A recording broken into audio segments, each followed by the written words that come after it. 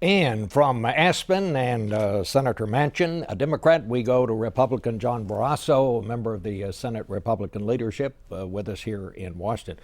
Well, boy, I don't think there's any way you can mark up Joe Manchin as being optimistic about this thing.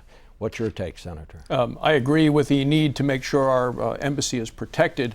Clearly, I see ISIS as a direct threat to the United States. They have the capacity, and I believe they have the intent. They have stated it in terms of their opposition to the whole Western world.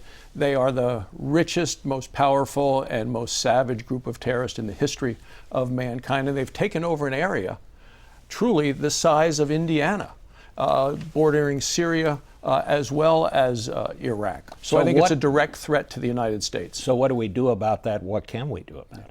There are a couple of things, and one is I think that Maliki needs to go.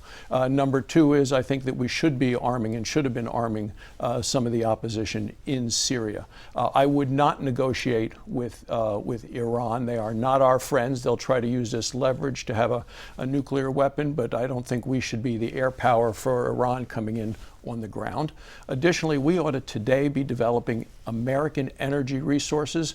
And finally, we ought to hit the stop the clock button on Afghanistan in terms of withdrawing troops from there. All right, stop withdrawing troops in Afghanistan. I'll get back to that, but let me go back to this. Do you see any chance that Maliki will leave, and can we really do much if he doesn't leave? Well, he only has about 24% of the votes in going into this next system of parliament that starts July 1st. He needs to put together a government. We know that Sunnis and Shias alike have come out against him.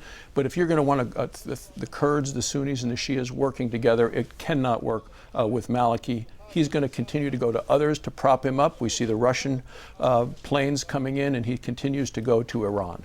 What about this idea that Vice President Biden advanced very early on, that the country breaks up into three countries: a Kurdish section, a Sunni section, and a Shia section, and they'd all be kind of autonomous? Is that the way this might work out? Well, would that be good? It may that may actually be what happens, because we see the Kurds in the northern area have already taken Kirkuk. I think they've had a long-term goal of being an independent area for themselves. So that may be what happens here. I think it's in the best interest of the United States to have a stable Iraq, but we're not there now. How do you rate the president's handling of this thus far?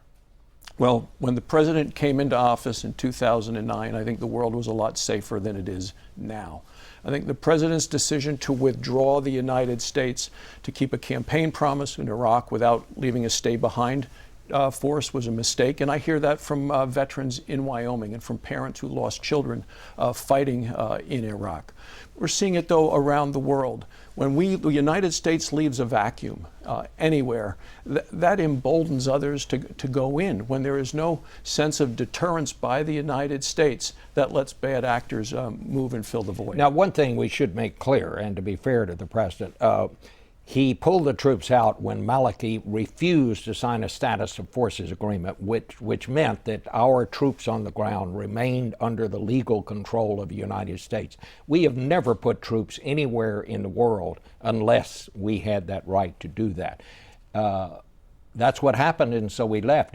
Are you just saying we didn't push for that agreement hard enough? The president made a campaign promise that he would withdraw the troops. He withdrew the troops, and I believe he did not push hard to get that. He wanted to get this thing confirmed by the parliament. Would have been very difficult to do. Now he said, well, their word would have been good enough. So the president is somewhat backtracking on his decision and the way he laid it out.